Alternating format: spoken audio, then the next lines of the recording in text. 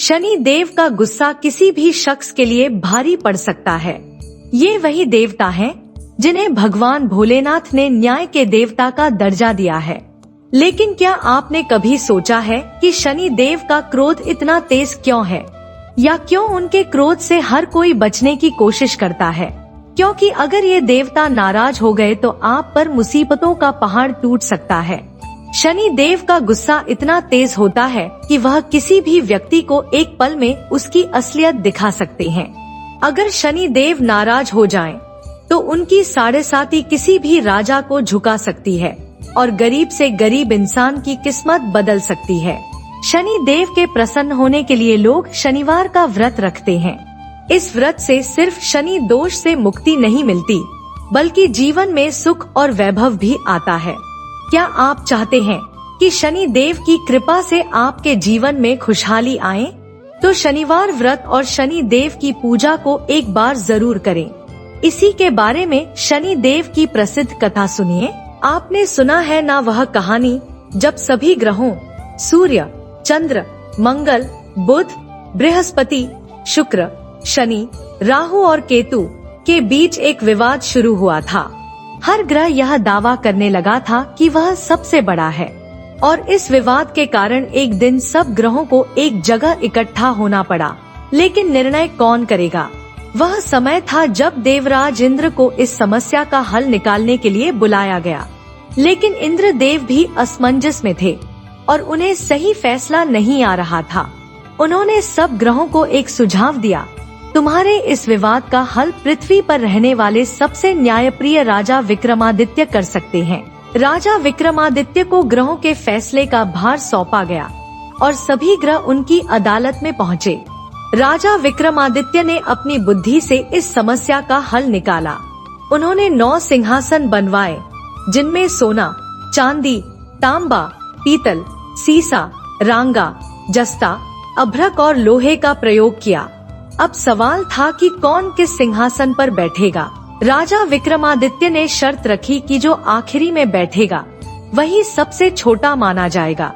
शनि देव के लिए यह अपमानजनक था, क्योंकि वह अपने क्रोध में जलते हुए सबसे आखिर में बैठे और सबसे छोटे ग्रह के रूप में जाने गए। शनि देव ने कड़े शब्दों में राजा विक्रमादित्य से कहा, तुमने मुझे सबसे छोटा साबित किया है, लेकिन क्या तुम जानते हो कि मेरा क्रोध क्या कर सकता है? और फिर शनि देव ने अपनी पूरी ताकत से कहा, जितना मैंने रावण, श्री राम और लंका पर कहर बरपाया, तुम भी वह सब देखोगे।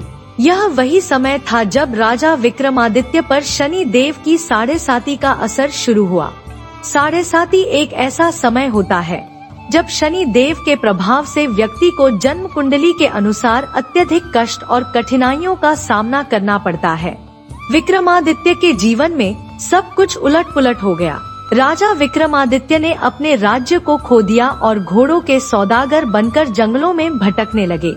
एक दिन वह एक अजनबी घोड़े पर बैठकर जंगल की ओर भागे और पूरी तरह से गायब हो गए। अब राजा विक्रमादित्य को भूख और प्यास से बेहाल होकर जंगल में भटकते हुए कई दिन गुजर गए। इस कठिन यात्रा में एक ग्वाला मिला, जिसने उनकी प्यास बुझाई और एक छोटी सी अंगूठी देकर राजा विक्रमादित्य ने उसे अपना आभार व्यक्त किया। लेकिन जैसे ही राजा विक्रमादित्य ने एक सेठ के घर में पानी पीने के लिए कदम रखा, उनका जीवन फिर से बदलने वाला था। उस सेठ की दुकान पर राजा विक्रमादित्य को चोर समझ लिया गया। क्या हुआ? उस सेठ ने उन्हें पकड़वाया और राजा विक्रमादित्य को चोरी का दोषी मानते हुए उनके हाथ पैर कटवा दिए। अब राजा विक्रमादित्य का जीवन एकदम बदल चुका था। एक अपंग इंसान, जिसे वीका के नाम से जाना गया, बनकर वह फिर से दूसरे राज्य की तरफ बढ़े। लेकिन किस्मत के खेल ने फिर से एक मोड़ लिया। शनि देव की साढ़ेसाती के खत्म होने के बाद वीका ने मल्हार गाना शुरू किया और वह गाना राजकुमारी मनभावनी के दिल को छू गया। मनभावनी ने यह प्रण लिया कि जो भी इस राग को गाएगा वह उससे विवाह करेगी। फिर क्या हुआ? राजकुमारी ने वीका से विवाह करने का निर्णय लिया और उनकी कहानी ने एक नई शुरुआत की। लेकिन जैसे ही राजा विक्रमादित्य ने शनि देव से माफी मांगी, उनकी सारी मांगे पूरी हो गयी। उनके हाथ पैर वापस लौट आए और उन्होंने राजकुमारी मनभावनी से विवाह किया। राजा विक्रमादित्य ने शनि देव से एक बहुत बड़ी सीख ली और उन्होंने कहा, मैंने कभी नहीं सोचा था कि शनि देव की कृपा इतनी बड़ी हो सकती है। राजा विक्रमादित्य ने अपनी गलतियों से सीखा और शनि देव के व्रत और कथा को सभी लोगों तक पहुंचाया। यह व्रत हर व्यक्ति के लिए अत्यंत लाभकारी साबित हुआ। उन्होंने कहा, जो शनि देव की पूजा और व्रत करेगा उसकी सभी मनोकामनाएं पूरी होंगी।